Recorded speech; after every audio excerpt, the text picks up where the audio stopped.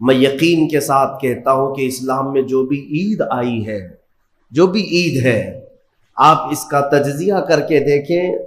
आपको खुले मैदानों में सड़कों पर छोड़ नहीं दिया जाता कि दिन भर जो करना है करो, नहीं, बल्कि खुशियां मनाने का तरीका यह बताया गया है कि सबसे पहले उठने के बाद वजू, गुस्ल, इत्र, खुशबू के साथ पहले बारगाह रब्बुल इज्जत में आओ और सजदा करो। ये खुशियां मनाने का सबसे पहला तरीका यह है कि मुसलमान जब सबसे ज्यादा खुश होता है तो सजदा करता है। तो सजदा करने के लिए आज ईदगाहों में, मस्जिदों में जो लोगों की आज कतारें हैं, सफ़े लगी हैं, मेरे अजीजों, ये इस्लाम का खुशी मनाने का तरीका है। ये नहीं कि लोगों के दरमियान कचरा बन करके, लोगों को ईज़ा दे करके खुशियां मनाई जाए। इस्लाम इसका कायल नहीं है। बहरहाल सबसे बड़ी खुशी हमारे लिए कौन सी है? अल्लाह ने फरमाया कुरान में, ए महबूब आप फरमा दे, जब अल्लाह का फजल आए और उसकी रहमत तो खुशियां मनाओ। तो अल्लाह का फजल और उसकी रहमत क्या है? अल्लाह का फजल और उसकी रहमत क्या है? बहुत सारी चीजें हैं। रमजान ये अल्लाह का फजल ही तो था। तुम्हें खिला पिला रहा है, ये अल्लाह की रहमत ही तो थी। तुम्हें सेहत और तंदुरुस्ती दिया, ये उसकी रहमत ही थी। तो ये फजल और ये रहमत है। लेकिन सबसे बड़ी रहमत जब तुम्हारे पास आए तो खुशियां मनाओ। कुरान कहता है सबसे बड़ी रहमत क्या है? वमा अरसलनाका इल्ला रहमतल लिल आलमीन। महबूब हमने आपको सारे जहानों की रहमत बनाकर भेजा है। पता ये चला कि कायनात की सबसे बड़ी रहमत मुस्तफा करीम की जात पाक है, और जब वो आए तो सबसे बड़ी खुशी का दिन होता है। इसीलिए कहा है कि दोनों ईदों से अफजल है ईद मिलाद रसूल। चाहे ईद उल फित्र हो या बकरीद हो, ईद उल अजहा हो, ये दोनों ईदों से अफजल है ईद मिलाद रसूल। उसकी वजह यह है कि हमें ना ईद उल फित्र मालूम होती, ना ईद उल अजहा मालूम होती। ये सब मालूम हुई है अगर तो आमिना के लाल के सदके में मालूम। हाँ, हमें रमजान पता चला है, ईद पता चली है, तो किसकी बदौलत? अगर मुस्तफा करीम सल्लल्लाहु अलैहि वसल्लम ना आते, ना बताते, तो कौन से रमजान का तस्वुर था, कौन सी ईद पता चलती? इसीलिए हासिल कलाम तो यह है मेरे अजीजों, वो जो न थे तो कुछ न था, वो जो न हो तो कुछ न हो, जान है वो जहान की और जान है तो जहान है। आज ईद अगर मनाना भी है तो मैं ये जरूर कहूंगा कि आज ईद पढ़ने के बाद, नमाज पढ़ने के बाद सबसे पहला काम जो आप करते हैं वो क्या है?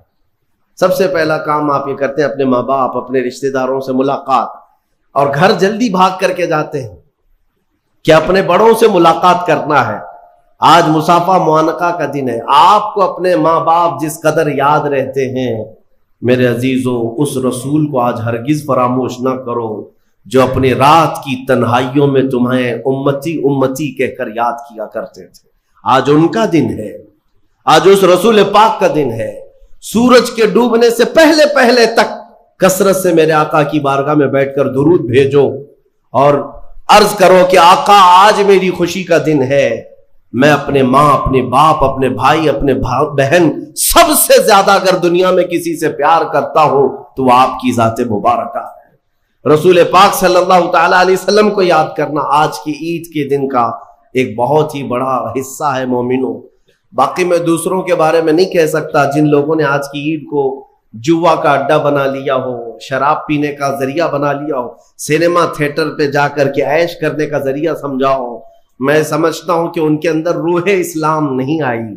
अगर इस्लाम की रूह होती, अगर ईमान उनके कल्ब में बशाशत पैदा कर चुका होता तो हरगिज वो ऐसी जगह कदम भी नहीं रखते। ऐ मेरे अजीजों, आज मुस्तफा करीम सल्लल्लाहु अलैहि वसल्लम के सच्चे गुलाम बन करके दिखाने का भी दिन है। आज दुनिया तुम्हें देख रही है, आज पूरी दुनिया देख भी रही है और डर भी रही है कि ये बाहर निकले हैं, आज क्या होने वाला है। मेरे अजीजों, तुम्हारे पास सबसे बेहतरीन मैसेज देने का वक्त यह है कि रसूल करीम सल्लल्लाहु ताला अलैहि वसल्लम के गुलाम उनकी सुन्नतों में मलबूस अपने घरों से आज निकले हैं और पूरी दुनिया में हुजूर की सुन्नतें आम करके रहेंगे और हुजूर पाक सल्लल्लाहु अलैहि वसल्लम के अखलाक को फैला कर रहेंगे। आज तुम्हारे जरिए से हुजूर अकरम सल्लल्लाहु अलैहि वसल्लम के अखलाक आम होनी चाहिए। नॉन मुस्लिम हो, गैर मुस्लिम हो, कोई भी, अगर उसके साथ तुम्हारे मदद का जज्बा आया, कम से कम उसके दिल में ये ख्याल तो आएगा कि ये नौजवान क्यों मेरे साथ अच्छाई कर रहा है। उस वक्त तुम ये बता सकते हो ये मेरा अपना अमल नहीं, ये मेरे आका का अमल है। नबी पाक सल्लल्लाहु ताला अलैहि वसल्लम आज के दिन गरीबों को नहीं भूलते, यतीमों को फरामोश नहीं करते। हुजूर पाक सल्लल्लाहु ताला अलैहि वसल्लम आज उन यतीमों, बेवाओं, सबके घरों का ख्याल तक रखते थे। अजीज़ान गिराम वक़ार, आज ईद के इन लम्हात में यकीनन रमज़ानुल मुबारक गुजर जाने के बाद खुशियों का दिन ज़रूर होता है, लेकिन साथ ही आज हमें कल्क़ भी है, गम भी है हमारे उन भाइयों का जो आज ईद मनाने के लिए या तो हमारे साथ नहीं है, नाहक जेलों में बंद हैं, कुछ बेकसूर कैदी हैं, और बहुत सारे वो लोग हैं जिनके यहाँ असबाब की कमी है और कोई ईद नहीं है उनके यहाँ। वो फ़िलिस्तीन का इलाका हो कि शाम हो कि यमन हो कि इराक हो, उनके यहाँ कोई ईद नहीं। वो खुले मैदानों में आज भी एक एक रोटी और बोटी के लिए तरस रहे होंगे। आज उस दर्द के साथ हम ईद के लिए हाजिर हैं और बारगाह मौला में ये अर्ज ज़रूर करेंगे कि मौला, जहाँ तू हमें नरम लुक़्मे खिला रहा है, हुजूर की उस गरीब उम्मत पर भी रहम फरमा दे। एक मेरा ही रहमत में दावा नहीं, शाह की सारी उम्मत पे लाखों सलाम। आज ईद के दिन जो काम करने के हैं, मेरे मुस्तफ़ा करीम सल्लल्लाहु अलैहि वसल्लम को राज़ी करने का दिन है। आज के दिन हुजूर फरमाते हैं अल्लाह ताला को सबसे ज़्यादा पसंदीदा जो अमल है, सबसे ज़्यादा पसंदीदा वो दो है। दो अमल अल्लाह को बहुत पसंद है आज के दिन। फरमाया मेरे आका सल्लल्लाहु अलैहि वसल्लम, वो दो अमल क्या है? हुजूर फरमाते हैं पहली चीज ये है कि अल्लाह रब्बुल इज्जत की बड़ाई बयान करना।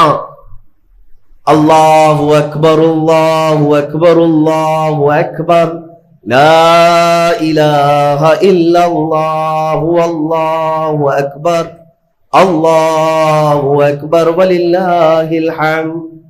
ये अल्लाह रब्बुल इज्जत की बड़ाई, तकबीर, अल्लाह सबसे बड़ा है, ये तकबीर बयान करना पहला अमल अल्लाह को सबसे ज्यादा पसंद है। दूसरा अमल इस्तिग़फ़ार, अस्तग़फ़िरुल्लाह, अस्तग़फ़िरुल्लाह, अस्तग़फ़िरुल्लाह, अस्तग़फ़िरुल्लाह रब्बी मिन कुल्लि ज़ंबिन व अतूबु इलैहि। दो अमल आज के दिन अल्लाह बहुत पसंद फरमाता है। एक उसकी बड़ाई बयान करना तकबीर, और दूसरे इस्तिग़फ़ार। और फरमाया कि जब अपने घरों से निकलो तो तकबीर कहते हुए निकलो। कितने लोग ऐसे हैं जो तकबीर पढ़ते हुए आए? बहुत कम लोग हैं, सब अपने अपने धुन में चले जा रहे हैं। यहाँ तक कि फरमाया इस तकबीर का अहमियत का अंदाज़ा इससे लगाओ, आने के वक्त जिस रास्ते से आए थे ईद के लिए, जाने के वक्त दूसरे रास्ते से जाओ। वाजिब नहीं है, लेकिन इसकी हिकमत क्या है? एक रास्ते से आना और दूसरे रास्ते से जाना सुन्नत। फरमाया गया कि जब तुम एक रास्ते से तकबीर पढ़ते हुए आते हो तो उस रास्ते पर मौजूद जितने मकान, पत्थर, दरख्त हैं वो सब तुम्हारी तकबीर की गवाही देंगे। क़यामत के दिन तुम्हारी तकबीर की वो गवाही देंगे कि मौला ये हमारे सामने से तेरी बड़ाई करता हुआ गुजरा है। तो हो सके दूसरे रास्ते पर भी गुजरो ताकि ज्यादा से ज्यादा इन तमाम चीजों को अपनी तकबीर का गवाह बनाया जा सके। तो इससे अंदाजा करें कि तकबीर आज के दिन बहुत अहमियत की हामिल है और इसी तकबीर की आज जरूरत भी है मुसलमान को। इकबाल ने बहुत अच्छे अंदाज में कहा था, कुफ्र दम तोड़ देगा टूटी हुई शमशीर के साथ, गर तुम निकल आ जाओ एक बार नारे तकबीर के साथ। मतलब यह है कि उस तकबीर का आज भी बहुत सारे लोगों को इंतजार है, जिस तकबीर की आवाज से ही कुफ्र के खेमों में हलचल मच जाए। वो सिर्फ और सिर्फ हलक से निकलने वाली तकबीर नहीं है, वो ईमान की बशाशत और तवक्कुल के साथ निकलने वाली तकबीर है। अल्लाह रब्बुल इज्जत हम सबको कहने सुनने से ज्यादा अमल की तौफीक अता फरमाए। आज मेरे अजीजों, ईद उल फित्र में जो नहीं करने के काम है वो मुझे बताने की जरूरत नहीं, समझदार तबका है हमारा। आज शाम तक एक बात तय करके रख लेना, क्योंकि कल रात को ही शैतान आया है छूट करके, कैद से, और वो अपने पूरे फोर्स के साथ चाहता है कि तुम्हें किसी न किसी तरह से इन रास्तों से लेकर गुनाहों के अड्डों पर ले जाओ। कितने ऐसे लोग हैं जो एक ही दिन में उसके शिकंजे में फंस जाते हैं, ये उनका मामला है। इसलिए आज शाम तक अपने आप को कंट्रोल करो कि मैं ना आज गाने बजाने, सिनेमा और जुओं की तरफ जाऊंगा और ना ही बेहयाई के अड्डों की तरफ जाऊंगा। आज का दिन अल्लाह रब्बुल इज्जत अपने फरिश्तों पर रश्क फरमाता है। तवज्जो तो चाहता हूं, तवज्जो। ईद के दिन जब बंदे सजदे में गिरते हैं, ईदगाह हो कि मस्जिदें हो, जैसे ही तुम ईद के दिन सजदे में चले जाते हो, ये लम्हा कौन सा है जानते हैं आप? ये लम्हा कौन सा है? जिस दिन दुनिया पूरी, आप भी रमजान भर सजदे में गए होंगे, इबादतें करके भीख क्या मांगते थे? अल्लाह तू राजी हो जा। हम यहां मांग रहे थे, लेकिन ईद के दिन के सजदे के बारे में फरमाया गया, जैसे ही उम्मत सजदे में जाती है, मौला सारे फरिश्तों में ऐलान फरमाता है, फरिश्तों आओ देखो मेरे बंदे, मैं इन सब से राजी हूं और इन सब पर मुझे रश्क आता है। आज दुनिया खुशियों में डूब करके अय्याशी करना चाहती है, लेकिन मेरे ये बंदे हैं जो दुनिया को तर्क करके मेरी बारगाह में सजदा रेज़ है। आज मौला रब्बुल इज्जत रश्क फरमाता है फरिश्तों पर। इसलिए मेरे अजीजों, निहायती इखलास के साथ, इत्मीनान के साथ और अल्लाह रब्बुल इज्जत की बारगाह में अपने आप को खुद सुपुर्द करके ईद की नमाज अदा करें, और उम्मीद है कि ये ईद हमारी एक इनकलाब लाएगी इंशाअल्लाह। नमाजों का एहतमाम, और घर के अंदर भी औरतें रोजाना झगड़े फसादात जो होते रहते हैं, कुछ भी हो, कुछ खाने पकाने में, कुछ बनाने में औरतों की एक सुस्ती काहिली की वजह से या मर्द की अलग अलग ख्वाहिशात की वजह से झगड़े होने लगते हैं। लेकिन हमने अक्सर तौर पर देखा रमजानुल मुबारका में औरतों की भी ये एहतमामात कि वो रोज नया बनाने में कभी उकताहट महसूस नहीं करती। रोजाना उन्हें इफ्तारी की तैयारी करनी है और सहरी की तैयारी करनी है। वो खुद से नई नई चीजें बनाने की कोशिश कर रही होती हैं। वहां कोई झगड़े फसादात नहीं, कोई शोहर डांट नहीं रहा है कि क्या रोज दाल चावल है। तो ये औरतों के अंदर भी माहौल लेकर के कौन आया? ये रमजान लेकर के आया। कुरान का पढ़ने का जितना रिवाज बन जाता है रमजान में, दूसरे दिनों में नहीं होता। और आम नौजवानों के सरों पर टोपी जितनी तेजी से आती है, इतना दूसरे दिनों में नहीं आती। और सारी तब्दीलियां हैं जो आप महसूस कर सकते हैं। अब मैं आपको एक चीज बताने चाहता हूं, जब कभी हम कोई इलाज करते हैं तो इलाज हो जाने के बाद फिर एक बार टेस्ट करना चाहिए कि इलाज हुआ भी कि नहीं हुआ। मलेरिया हुआ था, टाइफाइड हुआ था, डॉक्टर ने बताया कि तुम्हें मलेरिया हुआ है, टाइफाइड हुआ है, दवा दे दी। आपने कंटिन्यू 5 दिन दवा खाई, 7 दिन दवा खाई, और उसके बाद अच्छे भले लगने लगे, तो फिर आपको देखना भी तो चाहिए कि मलेरिया गया कि नहीं, टाइफाइड खत्म हुआ कि नहीं। तो क्या करेंगे? टेस्ट करेंगे। आप टेस्ट करवाएंगे, जाकर के ब्लड टेस्ट करो कि मेरे इसमें मलेरिया की कोई चीज पाई तो नहीं जा रही, टाइफाइड तो नहीं है।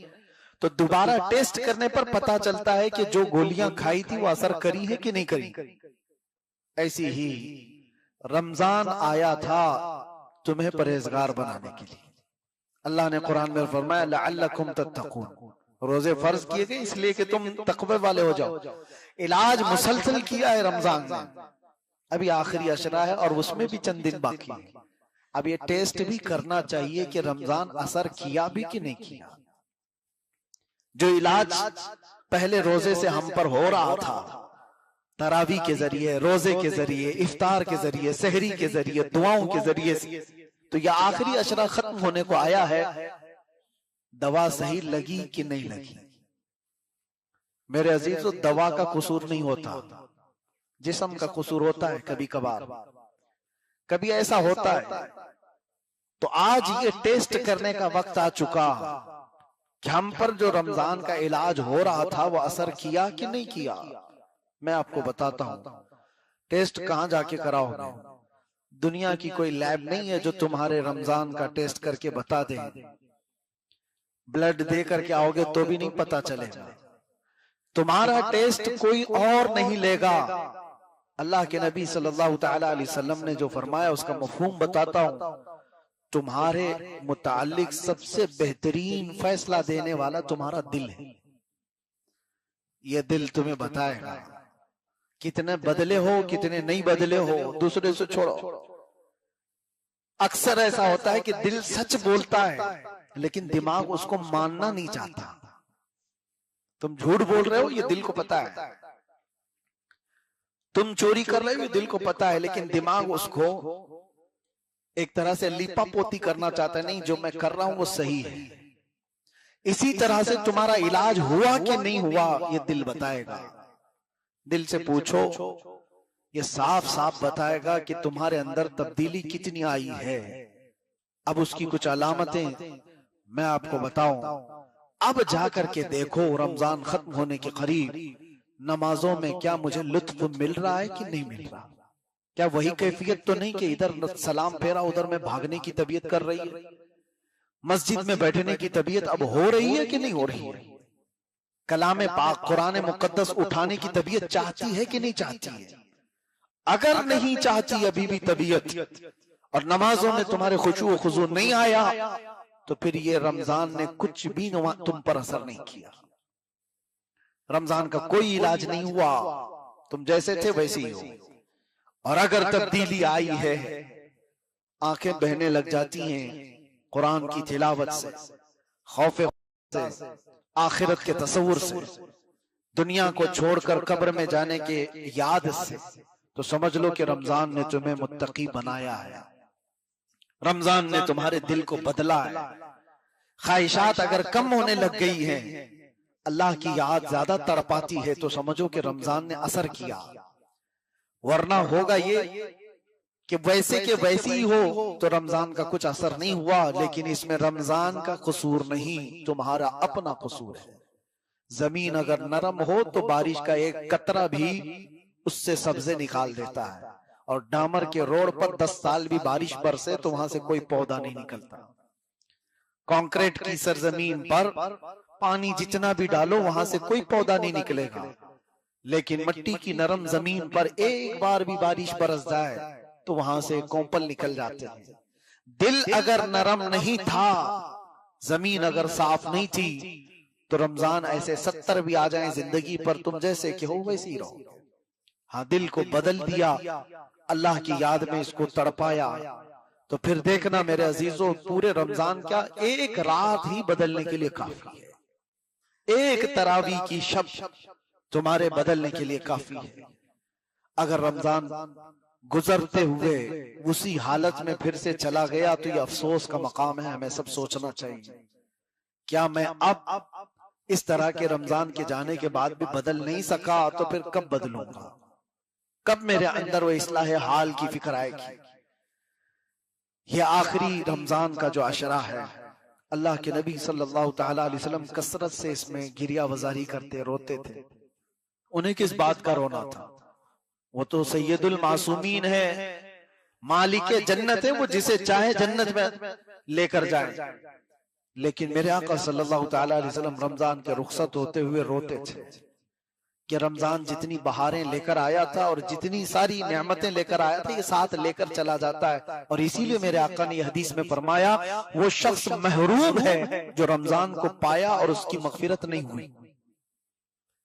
बहुत बड़ा बदनसीब है वो कि रमजान को पाया लेकिन अपनी मगफिरत नहीं करा सका, अपनी बख्शिश नहीं करा सका। अब आपको और हमें इस आखिरी अशरे की सातों में सोचने का मकाम है। इसलिए मेरे अजीजों, हम जिक्र की महफिल सजाते हैं ताकि हमारे दिलों पर जमी हुई मैल की परत हट जाए, दिल थोड़ा हल्का हो जाए, तो याद इलाही में रोने और गिड़गिड़ाने लगे। दिल नरम होगा तो जाते जाते रमजान अपनी बहारें इस पर छोड़ जाए। जिक्र की महफिल इसलिए सजाई जाती है। और आज तो खत्म कुरान हो गया, तकरीबन सब मस्जिदों में खत्म कुरान हो गया। जो पहले पारे से सुन रहे थे वो 27वीं शब को कुरान खत्म हो गया। कल से तरावी में लोग खड़े होंगे, कुछ जगह अलम तरह से सुन रहे होंगे, कुछ जगह मुख्तलिफ तरह से। लेकिन वो सिलसिला जो कुरान अजीम के सुनाने का स्टेप बाय स्टेप चलता था, वो खत्म हो गया। तो यही हमारे लिए फिक्र की बात है कि जो रोजाना तिलावत करना आज 18 पारा सुना, कल 19वां पारा, फिर परसों 30वां पारा। इस तरह से ये जो कुरान सुनने का निजाम था ये हमसे रुखसत हुआ। तो मेरे अजीजों, ये खुद अपने आप में बहुत बड़ी नेमत जाने का है। तुम्हारे घर से अगर एक जनाजा उठा निकला तो क्या वो दोबारा आ सकता है? तुम्हें अफसोस होता है मेरे वालिद चले गए, उनकी जिंदगी में मैं ये कर सकता था, उनकी जिंदगी में ये कर सकता था, यादें रह जाएंगी।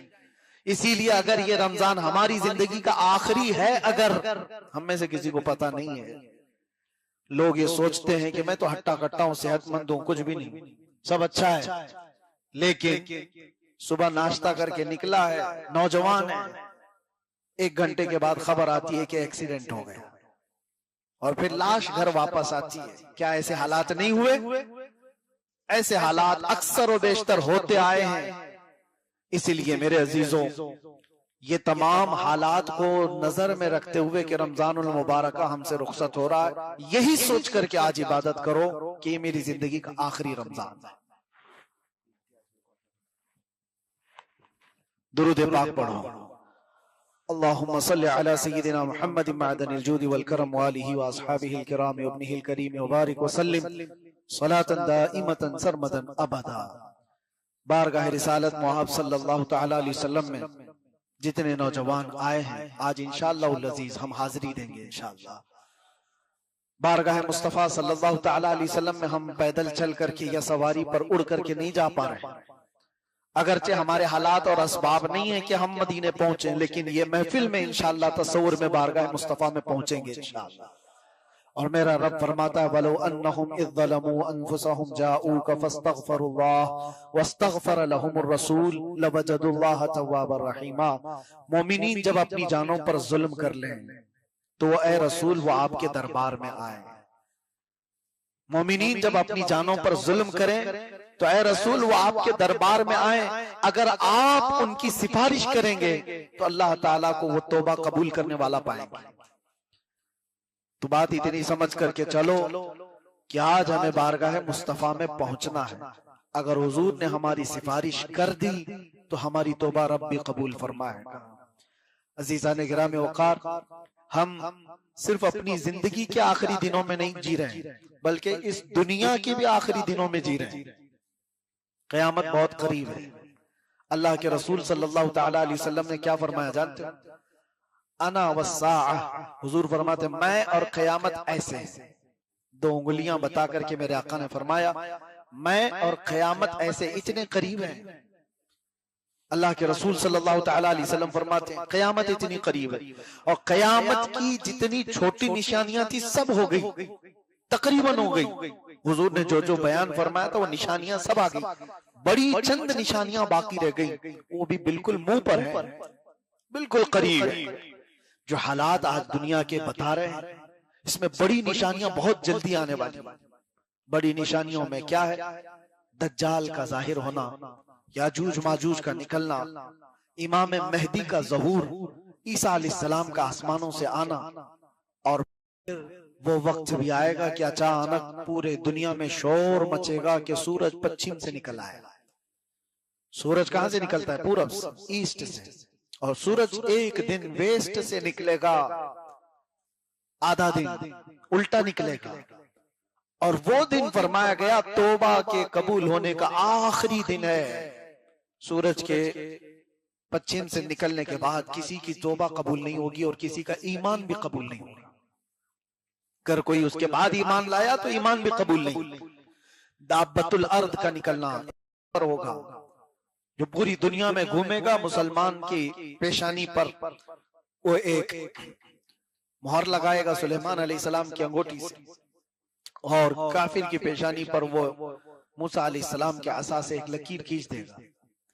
सब फर्क हो जाएंगे, अलग अलग हो जाएंगे, पता चल जाएगा।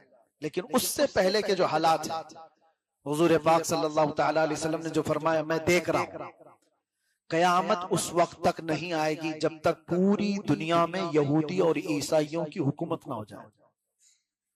बिल वास्ता या बिला वास्ता मक्का और मदीने को छोड़कर पूरी दुनिया पर ये काबिज हो जाएंगे। जो हालात बन रहे हैं, लोग अपने अपने मजे में जी रहे हैं, लेकिन हालात ये आएंगे। क्या पता हम जिस वक्त चल रहे हैं ये वो हालात हैं जब उनकी हुकूमत का हो, लेकिन एक वक्त वो भी आएगा। मेरे आका सल्लल्लाहु अलैहि वसल्लम ने फरमाया फिर ये हुकूमतें खत्म होगी, इमाम मेहदी का ज़हूर होगा, तो पूरी कायनात में एक घर भी नहीं होगा जहां से ला इलाहा इल्लल्लाह की आवाज ना आती। पूरी दुनिया में एक घर भी बाकी नहीं रहेगा जहां इस्लाम ना होगा। हर घर से ईमान वाला और इस्लाम वाला, और फिरके भी नहीं होंगे, सब एक दीन पर होंगे, एक दीन पर, हक दीन पर कायम होंगे। पूरी दुनिया की बात कर रहा हूं। लेकिन मेरे अजीजों, अब ये नसीब की बात है, हम उस दौर में नहीं हैं, हम उससे पहले वाली निशानियों के दौर में। क्या पता हमारी जिंदगी के वो अय्याम आएंगे जब इमाम मेहदी का ज़हूर होगा, वो दिन भी हम देखेंगे जब गलबा इस्लाम का होगा, ईमान का होगा, नहीं पता। लेकिन अगर उससे पहले ही दुनिया से जाने वाले हैं तो ये बहुत खतरनाक है। अगर हम जल्दी दुनिया से जाने वाले हैं फितनों के दौर में, अल्लाह अकबर, डर है। किस चीज का डर है? हुजूर ने फरमाया सुबह मोमिन उठेगा लेकिन शाम तक काफिर हो जाएगा। ये फितनों के दौर में हुजूर ने फरमाया। और तस्बीह के दाने जिस तरह से तस्बीह टूट जाने के बाद गिर जाते हैं, हुजूर फरमाते मैं देख रहा हूं मेरी उम्मत में फितने इस तरह से होंगे जैसे तस्बीह के दाने, एक को संभालने जाएगा दूसरा निकल जाएगा, दूसरा पकड़ने जाएगा तीसरा निकल जाएगा। ये आज वही दौर है। एक फितना खत्म करने के लिए आप कोशिश करेंगे तो दूसरा और एक फितना आपके सामने नजर आएगा।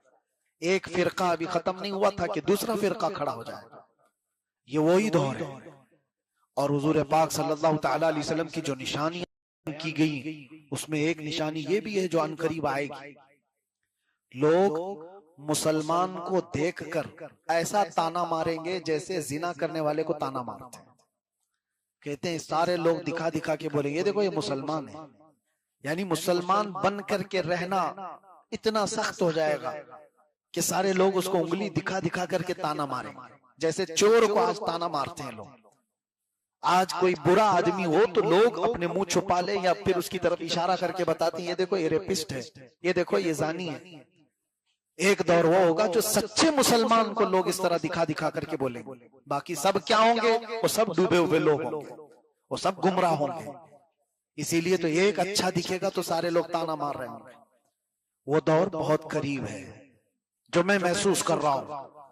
अच्छे लोगों की कमी इतनी ज्यादा है मेरे अजीजों। परखने पर आ जाए तो बहुत सारे लोग निकल जाएंगे। कितने लोग हलाल खाने वाले बाकी रह के पता ही नहीं। कितने लोग वो हैं जिनकी 5 वक्त की नमाजें वो गिनने में भी नहीं मिलेंगी। एक वक्त वो था इमाम आजम अबू हनीफा के दौर में, मस्जिद का मुतवल्ली उसे बनाया जाता था जिसकी तहज्जुद ना छूटती हो। यहाँ तो ढूंढने जाओगे फजर और असर और जोहर का ठिकाना नहीं, तहज्जुद कहां से। और उनके दौर में ये फरमाया गया था अब्दुल्ला इब्न मसूद के बारे में, उन्होंने उस वक्त कहा था कि जितने अहकाम तुम्हें बताए गए हैं उनमें से अगर तुम 10% भी छोड़ दोगे तो गुमराह हो जाओगे। अब्दुल्ला इब्न मसूद अपने शागिर्दों से कह रहे हैं उस जमाने में कि जितने अहकाम तुम्हें बताए गए 10% भी छोड़ दो तो गुमराह हो जाओगे। लेकिन एक बात याद रखो, कयामत के करीब इसी उम्मत पर एक वक्त ऐसा आएगा कि अगर ये 10% भी अमल कर ले जाएं तो अपने जमाने के मुत्तकी बनेंगे। ये वो दौर है। 10% पर भी अमल करना मुश्किल हो गया है नौजवानों को। अजीजा ने गिरामी वक़ार, हम अपनी जिंदगी के ही आखिरी अय्याम नहीं गुजार रहे, इस दुनिया के भी आखिरी अय्याम में आए हैं। हम इस दुनिया के भी आखिरी अय्याम में हैं और ये बहुत दूर की बात नहीं है। रमजान गुजर रहा है। मैंने अभी पिछली शब में ही कहा था या दूसरी जगह मैंने अभी बयान में कहा, मैं पढ़ रहा था रमजान की ये जो ताकरात है ना, 21, 23, 25, 27, 29, ये 5 ताकरात, इन्हीं में से एक ताकरात होगी 23वीं या 25वीं। फरमाया गया इसी रात को इमाम मेहदी का ज़हूर हो जाएगा। मक्का मुकर्रमा में सारी दुनिया हिजरत करके, यानी बड़े बड़े अबदाल, अख्ताब, औलिया मक्का में तवाफ कर रहे होंगे। हालात इतने सख्त हो चुके होंगे कि जंग व जिदाल का मैदान ऐसा कायम होगा कि कत्ल इतना ज्यादा होगा कि लोग कत्ल को हल्के में लेने लगे। क्या वो दौर नहीं है आज? कत्ल को लोग हल्के में लेने लगे। पहले एक किसी की मौत की खबर होती तो सब जगह फैलती थी, अरे फलां इंतकाल कर गए, फलां मर गया। अभी कोई फर्क नहीं पड़ता। फिलिस्तीन में 70,000 लोग मारे गए। किसी के जीने पर कुछ फर्क पड़ा? किसी के ऐश पर कुछ फर्क पड़ा? मौत को हल्के में लेना शुरू कर देगी उम्मत। हुजूर पाक सल्लल्लाहु तआला अलैहि वसल्लम ने फरमाया, एक दौर इन पर वो आएगा कि अगर किसी एक बाप के 100 बच्चे होंगे तो 99 मर जाएंगे, एक जिंदा रहेगा। कत्ल हो जाएंगे इतने, और किसी को कुछ फर्क नहीं पड़ रहा है। आज जो आप हालात देख रहे हैं, मैं इससे कबल भी कहा, आज फिर दोहराता हूं, ये जो मिडल ईस्ट की जंग को आप देख रहे हैं, ये अचानक तेल और डीजल की जंग नहीं है। ये सब कयामत के करीब वाक़े होने वाली चीजें। इसमें तबाही और बर्बादी, लोग अपने अपने कयास आराइयां कर रहे हैं, ईरान ये हो जाएगा, इजराइल वो हो जाएगा, जो कुछ भी होगा वो एक तरफ। लेकिन मैं कहता हूं अरबों की तबाही है, अरबों की तबाही का वक्त करीब आ चुका है, उनका अंजाम है अभी करीब। क्योंकि हदीस में मेरे आका ने फरमाया, वैलुल लिल अरब मिन शर्रिन कद इक़तरब, अरबों के लिए तबाही है अनकरीब एक ऐसी बुराई जो उनके पास आ रही है। पूछा गया कौन सी बुराई? कहा उस वक्त तक कयामत नहीं आएगी जब तक अरब के कबीले शिर्क और बुत परस्ती में मुब्तला ना हो जाए। ये हो गए हैं, इन्होंने अपनी जमीनों पर शिर्क और बुत परस्ती शुरू कर दी। ये मेरे मुखबिर सादिक सल्लल्लाहु तआला अलैहि वसल्लम ने जो बयान फरमाया हुआ है, अरबों की तबाही बहुत करीब आई और उसके बाद ही इमाम महदी का ज़हूर है। ये जो आपको मैं हालात बता रहा हूं, पूरी दुनिया इतनी परेशान होगी कि लोगों की जानें बहुत कसरत से जा रही होंगी, तो लोग गिड़गिड़ा कर दुआ कर रहे होंगे कि मौला इमाम महदी को जाहिर कर दे, इमाम महदी को जाहिर कर दे। और रमजान का महीना होगा, लोग उम्रे पर होंगे और लोग वहां पर तवाफ में मशगूल होंगे, तो कई अब्दाल अख्ताब औलिया की दुआ पर रब ताला मकाम इब्राहिम और हजर अस्वद के बीच में इमाम महदी का जाहिर फरमाए।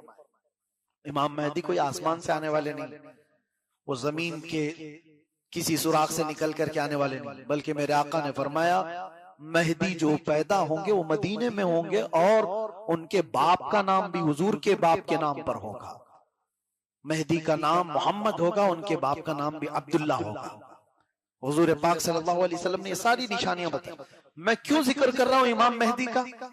इसलिए जिक्र कर रहा हूं कि उनके जाहिर होते ही पूरी दुनिया में ऐसी तब्दीली आएगी, ऐसी तब्दीली आएगी। फरमाया गया कि शेर और बकरी एक साथ चल रहे होंगे, शेर बकरी पर हमला नहीं करेगा, अमन का वो माहौल आएगा कि कोई किसी पर जुल्म नहीं कर रहा होगा। इसीलिए मैं जिक्र कर रहा हूं, काश हमारी उम्रें ऐसी हों कि इमाम महदी के ज़हूर पर हम जिंदा रहे, वरना उससे पहले जाने वाले हैं तो हमारा कोई ठिकाना नहीं, कोई भरोसा नहीं किस हाल में दुनिया से जाने वाले हैं। हुजूर पाक सल्लल्लाहु तआला अलैहि वसल्लम फरमाते हैं, तुम कब्रिस्तान के पास से गुजरोगे, कब्रों वालों को देख करके तुम ये तमन्ना करोगे, काश इसकी जगह मैं सोया होता तो ज्यादा अच्छा होता, इसलिए कि वो फितनों से महफूज चला गया। आज के दौर में जो फितने हैं वो नहीं देख रहा है, वो देखा भी नहीं, और हम जो जिंदा हैं पता नहीं और कौन कौन से फितने देखने वाले। मेरे अजीजों, आज आपने जो उड़ती उड़ती खबरों में एप्स्टीन फाइल वगैरह के जिक्र सुने, पूरी दुनिया में इस पर जो बहसें हुई, क्या है ये चीज? ये पूरा दीदा व दानिस्ता शैतान की प्लानिंग है। वहां पर शैतान की इबादत का एक पूरा प्रमोशन है। मैं आज से कई 10 साल कबल ये कहता था कि मैंने जो पढ़ाई की थी दज्जालियात पर, पूरी दुनिया में एक ताकतवर कहलाने वाली कौम है जो बड़े बड़े से को जमा करती है और शैतान की इबादत पर उकसाती है, और पूरी दुनिया में वो एक निजाम लाना चाहते हैं, जितना जितना खुदा का निजाम है इसको तोड़ना है। ये एप्स्टीन फाइल वगैरह सब, अरे ये वो पैसे वाले लोग हैं जिनको किसी चीज की कमी नहीं, उनको 12 साल की बच्चियों से जिना करने की क्या जरूरत पेश आई? छोटी 9 साल की 10 साल की बच्चियों के साथ रेप करने की क्या उनकी ये हवस कैसे? मैं आपको बताता हूं, आमतौर पर मर्द अगर ख्वाहिश भी करेगा तो अपनी उम्र या अपनी उम्र से थोड़ी छोटी औरत के साथ वो बदकारी कर लेगा, लेकिन ये तबीयत और फितरत के खिलाफ चीज कर रहा है आदमी, जो छोटी छोटी सी बच्चियों को उठाकर। वजह यह है कि शैतान के यहाँ निजाम ही ये है, शैतान के यहाँ निजाम ही है, जो खुदा के यहाँ बहुत ज्यादा वईद वाली चीज है वो करके दिखाओ, जो अल्लाह को सबसे ज्यादा नापसंद है वो करके दिखाओ। मैं तुम्हें ताकत दूंगा जमीन पर, मैं तुम्हें शोहरत दूंगा जमीन पर, मैं तुम्हें माल दूंगा जमीन पर। इब्लीस लईन उब्बादुश शैतान नाम की एक तंजीम कायम है, आपको पता है, डेविल वर्शिपर्स, ये शैतान की पूजा करने वाले वो लोग, इसमें बड़े बड़े लोग मौजूद हैं। ऐसा नहीं है कि आप समझ रहे हैं कि ये कुफार और मुशरिकीन है, अरब के बादशाह भी इसमें मुलव्विस है। अरब के बादशाह, इनके जुब्बे कुब्बे, इनके रुमाल गुमाल ना देखो, ये वो लोग हैं जिन्होंने बाल की इबादत की है, ये वो लोग हैं जिन्होंने अपना ईमान सब कुछ वहां बेच दिया है सिर्फ और सिर्फ पावर हासिल करने के लिए। शैतान थोड़ी देर के लिए पावर दे भी देगा, क्योंकि अल्लाह ताला ने उसको ताकत दी है, और अल्लाह ने फरमाया कयामत तक तुझे मोहलत दिया, तू जितना कर सकता है अपनी ताकत के हिसाब से कर। शैतान ने यह कहा भी था अल्लाह से कि मैं तेरी पूरे बंदों को जहन्नम में झोंक दूंगा, मैं उनके सीधे रास्ते पर बैठूंगा, इधर से, सामने से, दाएं से, बाएं से, जिधर से भी वो गुजरेंगे मैं तुझसे उन्हें दूर करूंगा। कुरान में है, शैतान कहता है लअक़उदन्न लहुम सिरातकल मुस्तक़ीम थुम्मा लआतियन्नहुम मिन बैनि अयदीहिम व मिन खल्फिहिम व अन अयमानिहिम व अन शमाइलिहिम, उनके दाएं से, उनके बाएं से, उनके आगे से, उनके पीछे से मैं आकर उन्हें तेरे रास्ते पर चलने वाले को हटा दूंगा। और रब ताला ने उससे एक बात फरमाई थी, जा तुझे मोहलत दी गई इला यौमिल वक्तिल मालूम, क़यामत तक। लेकिन एक बात है, इन्ना इबादी लैसा लका अलैहिम सुल्तान, मेरे कुछ बंदे होंगे जिन पर तेरा दाव नहीं चलेगा। वो कौन लोग हैं? वो कौन लोग हैं जिनको शैतान चाह करके भी उस रास्ते से नहीं हटा सकता? वही आज मैं कहना चाहता हूं। अल्लाह तबारक व तआला ने कुरान में उनका जिक्र फरमाया, कुछ लोग वो होंगे जिन पर तेरा दाव नहीं चलेगा। वो इस जमीन पर वो बंदे हैं जो खालिस मेरी रजा के लिए जिया करते हैं। उनका हर सजदा, यहां आज मैं ये बात कहने आया हूं, नमाज किस लिए पढ़ रहे हो? जन्नत मिलेगी कि नहीं मिलेगी? अल्लाह के नबी सल्लल्लाहु ताला अलैहि वसल्लम ने फरमाया, ईमान की हालत में दुनिया से जाओगे तो जन्नत मिलेगी कि नहीं मिलेगी? तो जन्नत की ख्वाहिश है कि नहीं? जन्नत की ख्वाहिश है। इबादत हमने जन्नत हासिल करने के लिए की है, लेकिन एक जमात ऐसी है क़यामत के दिन मग़फ़िरत हो गई और क़यामत के दिन उनको लाया गया। अल्लाह ताला फरमाता, 3 जमातों का जिक्र है हदीस में। एक जमात है जन्नत में जाने वाली, तीनों जमातें जन्नती। अल्लाह ने एक जमात से पूछा, तुम क्यों इबादत करते थे? उन्होंने कहा, अल्लाह तेरी जन्नत की नियामतों के तज़किरे हमने बहुत सुने थे, ऐसी नियामतें, ऐसी नियामतें, ऐसी नियामतें, हमें तो जन्नत हासिल करना ही था। अल्लाह ने फरमाया, जन्नत की ख्वाहिश करना भी इबादत है, मैंने तुम्हें जन्नत दे दी, जाओ। दूसरी एक जमात, वो भी जन्नत में जा रही है, उससे रब ताला फरमाएगा, तुम क्यों इबादत करते थे, तुम क्यों गुनाहों से बचते थे, आज तुम्हारी बख्शिश हो गई है। वो कहेंगे, मौला तेरी दोज़ख से बहुत डर लगता था, भयानक अज़ाबात का हमने जिक्र सुना था, हम अपने आप को दोज़ख में झोंकने के लिए तैयार नहीं थे, इसलिए रातों को खड़े होकर तेरी इबादत करते थे। रब ताला फरमाता, मेरी दोज़ख से जो डरा उस पर भी मैं जन्नत वाजिब किया, जाओ जन्नत में चले जाओ। तीसरी जमात होगी, उनको पूछा जाएगा, तुम्हारी भी बख्शिश हो गई, तुम भी आज जन्नत में जाने वाले हो, बताओ तुम इबादत क्यों करते थे? वो कहते, मौला वो दोनों जमातें जो गई हम वैसे नहीं थे, हमको न जन्नत में जाने की ख्वाहिश थी न जहन्नम का कोई तस्करा, हम तो खालिस तेरी रजा के लिए इबादत करते थे। ये मुखलिसीन की जमात है, इसका ही जिक्र कुरान में है। ऐसी जमात पर शैतान का दाव नहीं चलेगा। अब सुनो आगे की बात, मजे की है। रिवायत में है, अल्लाह फरमाएगा, तुम मेरी रजा के लिए करते थे, मैं राजी हुआ, जाओ जन्नत में।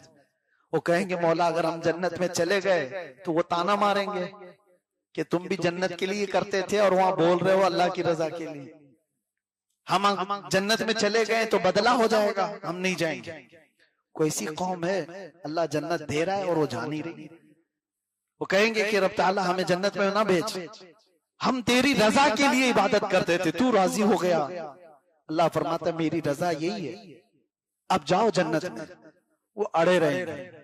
रिवायत में मिलता है कि अल्लाह फरिश्तों को हुक्म देगा कि इनके हाथों और पैरों में बेड़ियां बांधो और इनको खींचकर जन्नत में ले जाओ। ये मुखलिसीन की जमात है, इनको खींच के ले जाओ जन्नत में। वही जमात है जिसके मुतालिक अल्लाह कुरान में फरमाता है इन्ना इबादी लैसा लका अलैहिम सुल्तान, मेरे वो बंदे हैं जिन पर तेरा दाव नहीं चलेगा शैतान का। आज जो शैतान कर रहा है, मैं बच्चों को आगाह करते रहता हूं, आपको अंदाजा भी नहीं कि आप अनजाने में उस रास्ते पर पड़ चुके हैं, आपको पता भी नहीं। आपके खाने पीने में, आपके पहनने में, आपके चलने फिरने में, आपके उठने बैठने में, आपके बोलने में शैतान उस रास्ते पर ला चुका है और बहुतों को पता भी नहीं, उन्हें मालूम ही नहीं है वो शैतान की बोली बोल रहे हैं, उन्हें अंदाजा भी नहीं।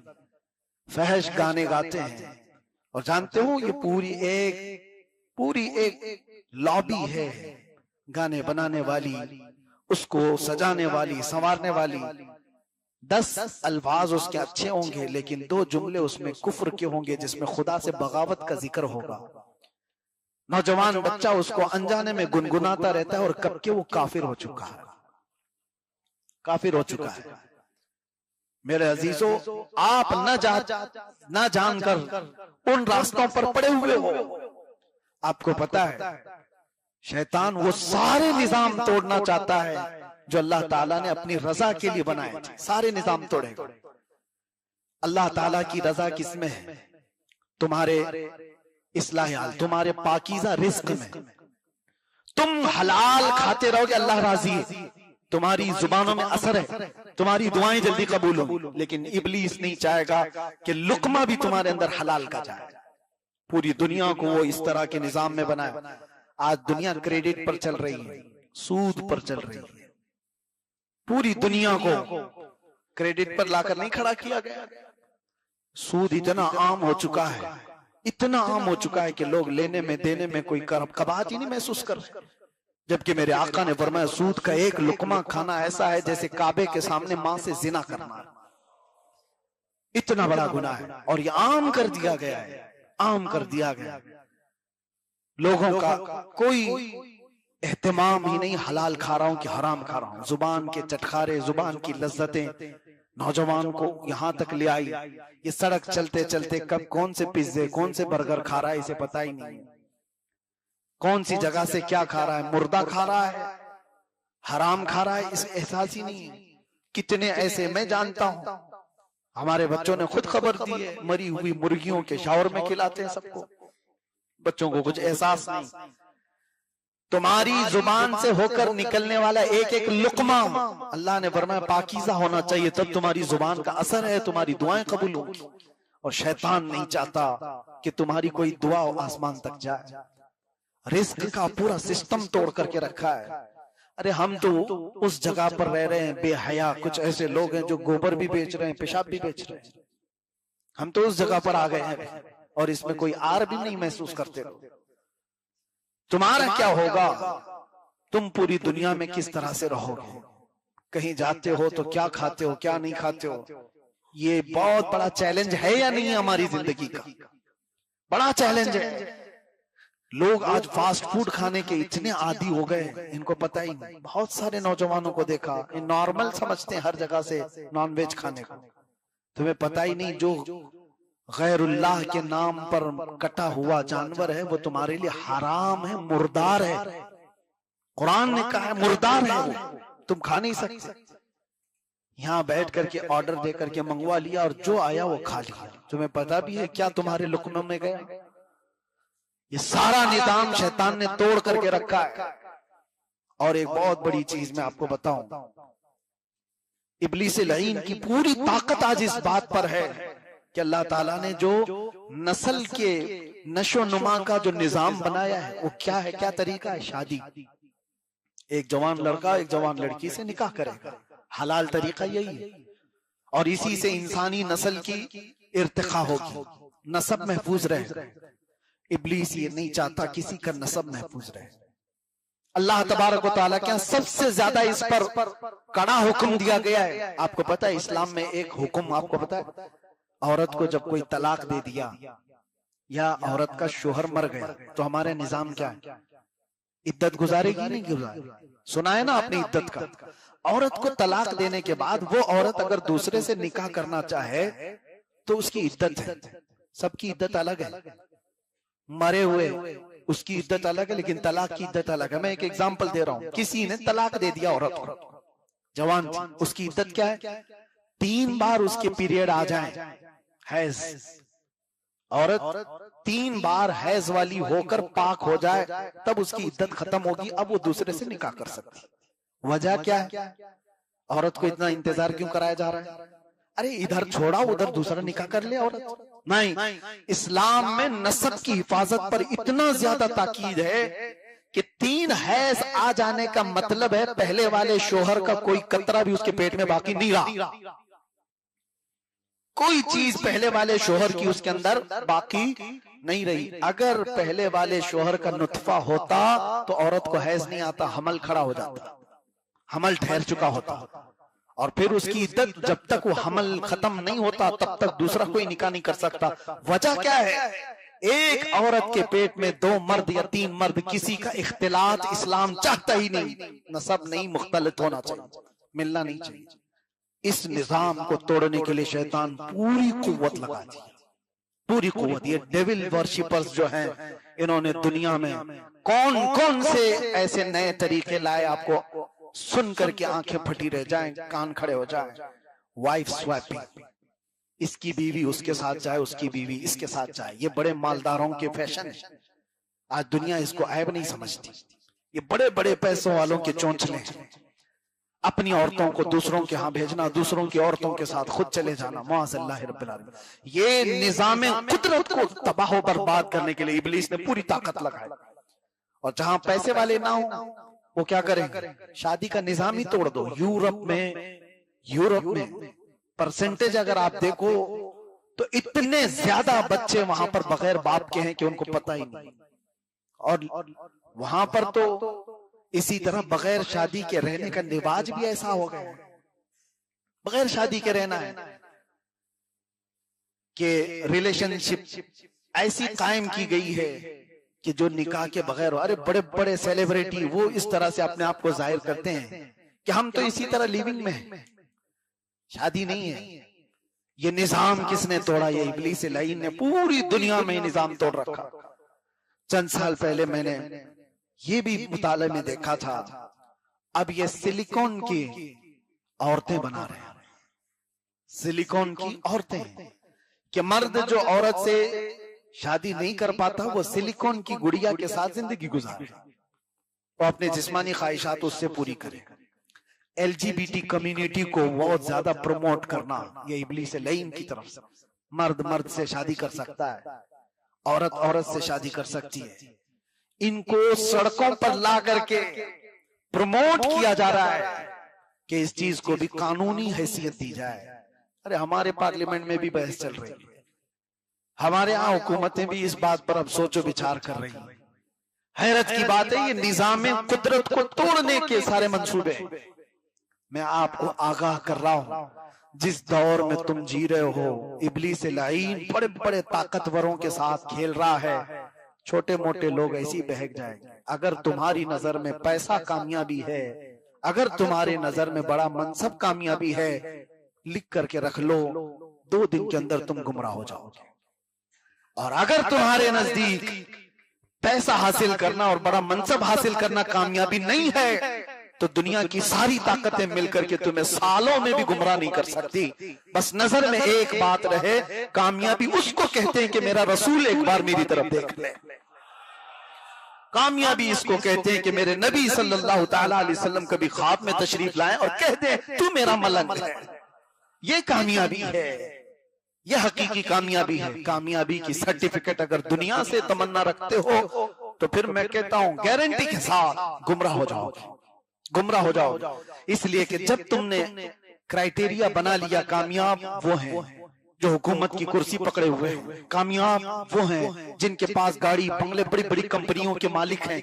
तो अगर तुमने यही क्राइटेरिया बनाया है कामयाबी का, तो फिर देखो वो एप्स्टीन फाइल में कोई गरीब नहीं है, वो सारे बड़े बड़े मालदार हैं, हुकूमतों की कुर्सियों को थामे हुए लोग हैं, मल्टीनेशनल कंपनियों के ओनर्स हैं, उसके अंदर बड़ी बड़ी कंपनियों को चलाने वाले लोग। तुम्हारे अंदर कामयाबी का क्राइटेरिया यही रहा तो फिर तुम भी उन्हीं की तरह करने को आसान समझोगे कि इस रास्ते से बहुत जल्दी आ जाएगी। बोहेमिया वर्चुअल नाम से कैलिफोर्निया अमेरिका में कुछ ऐसी पार्टीज की जाती है। एक ये भी एक अलग तंजीम है, उसके अंदर उस पार्टी के अंदर किसी इंसान को कत्ल करके उसका खून वहां पर बलि चढ़ाया जाता है और इंसान का पखाना खाया जाता है। मुआज़ल्लाह रब्बिल आलमीन, हर वो गंदी चीज की जाती है शैतान को राजी करने के लिए। और हैरत की बात मैं आपको बताऊं, ये चीज कोई गिरे पड़े हुए लोग नहीं करते, रास्ता चलने वाले लोग नहीं करते। ये जो पार्टी होती है इसमें सेलेक्टेड बड़े बड़ी कंट्रीज के लोग होते हैं, बड़े बड़े सेलिब्रिटी हुआ करते हैं, वो नंगे उस वक्त होते हैं, उनसे जो ऑर्डर वहां पर किया जाए वो सब करते हैं। मेरी ये बातें रिकॉर्ड हो रही है, मुझे पता है। इसके खिलाफ बोलना भी आज के जमाने में बहुत सख्त है, उलमा इससे बोलने से भी कतराए। लेकिन मेरे अजीजों, मैं उम्मत को देख रहा हूं इन हालात की तरफ, कहीं ये हल्के में ना समझ लें। इसीलिए एक शेर में बार बार पढ़ता हूं, जगह जगह के थक चुके हैं तुम्हें ये हंगामे, नशाते लज्जते ख्वाबे गिरा बदल डालो, गलत रवि से मनाजिल का बहुत बढ़ता है, मुसाफिरों रविशे कारवां बदल डालो। उठो वो वरना हश्र न होगा फिर कभी, दौड़ो के जमाना चाल अपनी चल गया। आज की इस शब में मेरा पैगाम सिर्फ ये है, वही महफूज रहेगा इस दुनिया में, वही महफूज रहेगा गारंटी के साथ जो इस बात पर अमल करेगा। किस बात पर? उन्हें जाना उन्हें माना, उन्हें जाना उन्हें माना, न रखा गैर से काम, लिल्लाहिल हम्द में दुनिया से। हाँ, वो गारंटी के साथ मुसलमान हालत में जाएगा। एक ही है रास्ता, उन्हें जाना उन्हें माना। हुजूर की बारगाह में अपने आप को सुपुर्द कर दो और ये तसव्वुर में लेकर के आओ, मेरा जीना मरना सब कुछ नबी की रजा के मुताबिक हो। उम्मत मुस्तफ़ा सल्लल्लाहु तआला अलैहि वसल्लम को अल्लाह ताला ने कुरान में फरमाया, हमने उम्मत वसत बनाया है, यानी दरमियानी उम्मत है ये। वकज़ालिक जअलनाकुम उम्मतन वसतन लितकूनु शुहदाअ अलन नास। अल्लाह फरमाता है हमने तुम्हें उम्मत वस्त बनाया। वस्त कहते हैं बीच वाली उम्मत, ना बहुत ज्यादा इसमें इफरात हो, ना बहुत ज्यादा तफरीत हो, यानी खुशियों में पागल हो जाना और हदों को तोड़ देना, या बिल्कुल ही खुशी ना मनाना, ये दोनों चीजें भी जायज नहीं। उम्मत मुस्तफ़ा दरमियानी रास्ते पर चलने वाली उम्मत का नाम है। हमें भी खुशियों के इजहार का जो तरीक़ा अता फरमाया गया वो ये तरीक़ा है जो आज आप अदा कर रहे हैं कि दुनिया खुशियों में मगन होती है तो न जाने वो कौन कौन से काम कर जाती है। उनके लिए शराब, कबाब, शबाब, सब कुछ चीज़ें जो ऐश और इशरत के लिए होती हैं सब इस्तेमाल कर लिए जाते हैं। लेकिन उम्मत मुहम्मदिया जब अपनी खुशियों का इजहार करती है तो सबसे पहले बारगाह रब्बुल इज़्ज़त में अपना सर झुकाती है। ये ईदगाह में ईद के लिए आना और अपनी खुशी का सबसे बेहतरीन इजहार है अल्लाह करीम की बारगाह में सजदा रेज़ होना। आज जो उम्मत मुस्तफ़ा सल्लल्लाहु अलैहि वसल्लम पूरी दुनिया में ईद की खुशियाँ मना रही हो, कल हो कि आज हो, सब जगह अल्लाह ये ईद सबके लिए बरकतों वाली और रहमतों वाली बनाए। आज के दिन इनाम भी तकसीम किए जाते हैं। जिन्होंने पूरे माह रमज़ान में रोज़े रखे, तिलावतें की, तरावी पढ़ा, आज ईद के दिन अल्लाह ताला उनको इनाम से नवाज रहा होता है। जब बंदे सजदा में होते हैं ईद के दिन, फरिश्ते अल्लाह करीम की बारगाह में अर्ज़ करते हैं कि मौला आज खुशियों का दिन है फिर भी ये तेरे दरबार में झुके हुए हैं। रब ताला फरमाता है, ए फरिश्तों, उनके सर उठाने से पहले तुम गवाह हो जाओ, उनकी बख्शिश का मैं ऐलान करता हूँ, और या वो जो मांगना चाहते हैं मैं उन्हें वो अता करता हूँ। तो ईद के दिन अल्लाह करीम बंदों को जो वो मांगते हैं अता फरमाता है कि आज उजरत का दिन है, आज इनाम का दिन है। लेकिन मेरे अजीज़ों, ख़ास तौर पर कुछ चीजें ऐसी हैं कि अल्लाह के नबी सल्लल्लाहु अलैहि वसल्लम ने यह भी फरमाया, मल्लम यहतम बि अमरिना फलैसा मिन्ना, जिसने हमारी उम्मत के बारे में सोचा नहीं किसी सुबह, हुजूर फरमाते हो मेरी उम्मत में से नहीं है। आज उम्मत के दर्द का एहसास भी जरूरी है। खुशियां यकीनन हमारे लिए हैं, लेकिन साथ में उन मजलूम फिलिस्तीनियों के लिए भी एहसास का जज्बा रखना है कि अपने दिल के अंदर इतना एहसास तो रखो कि जिनके घरों में महीनों हो गए खुशियां आए हुए हैं, जिनके घरों में खाना पानी और दवाइयां आए हुए बरसों हो गए हैं, उनके यहाँ हालात कैसे होंगे। वो टूटे बिखरे हुए पत्थरों के टुकड़ों पर ईद की नमाज पढ़ रहे हैं। और ये बात इसलिए मैं अर्ज कर रहा हूं कि हम यहाँ पर अगरचे हैं, लेकिन मोमिनीन की मिसाल एक जिस्म की तरह है। एक अज़ू को तकलीफ हो तो पूरे जिस्म को तकलीफ होना चाहिए। आज दिल बेकाबू हो जाता है जज्बात से कि जब उनके हालात देखते हैं तो मेरे अजीजों, खुशियां सब फीकी फीकी सी लगती हैं। कभी कभार हम सोचते हैं हमारे घर के सामने जनाजा रखा हुआ हो और एक दो नहीं कई लोगों का, तो फिर कैसी खुशियां होती हैं। फिर उसका हाल क्या होता है। छोटी छोटी सी बच्चियां अपने बाप की लाश को हिला हिला करके पुकार रही हो कि अब्बा मेरे लिए ईद का दिन है। कितने ऐसे वहां पर बच्चे हैं जिनको बेकसूर मार दिया गया है। आज वो दर्द का एहसास है। मेरे अजीजों, आज के दिन अच्छे कपड़े पहनना नाजायज नहीं है, खुशियां मनाना इसका मना नहीं है। हमने भी बहुत महंगे कपड़े सिलवाए हों, लेकिन दिल में ये कभी कभार कसक उठती है कि नबी पाक सल्लल्लाहु ताला अलैहि वसल्लम की वो उम्मत जो मस्जिद अक्सा बैतुल मुक़द्दस के लिए अपनी जानें कुर्बान कर रही हैं, उनका जीना तो किसी काम का है। हम लोग किसकी हिफाजत में यहाँ लगे हुए हैं? किसी चीज की नहीं है। लेकिन आज के दिन ये एहसास दिल के अंदर रखो और ईद के दिन खास तौर पर उम्मत पर आए हुए इस जुल्म और सितम को दूर करने के लिए अल्लाह करीम की बारगाह में इल्तिजाएं करो और दुआएं करो।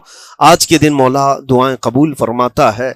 रब तबारक व तआला हम सब की ईद को कबूल फरमाए और ख़ास तौर पर रब्बुल आलमीन फ़िलिस्तीन के निहत्थे मजलूम मुसलमानों की मौला गैब से मदद फरमाए, उनके दुश्मनों को हिलाको बर्बाद फरमाए और मौला करीम उम्मत मुस्तफ़ा सल्लल्लाहु अलैहि वसल्लम को खोई हुई इज्जत और उसका वक़ार अता फरमाए। व आखिरु दावाना अनिल हम्दुलिल्लाहि रब्बिल आलमीन।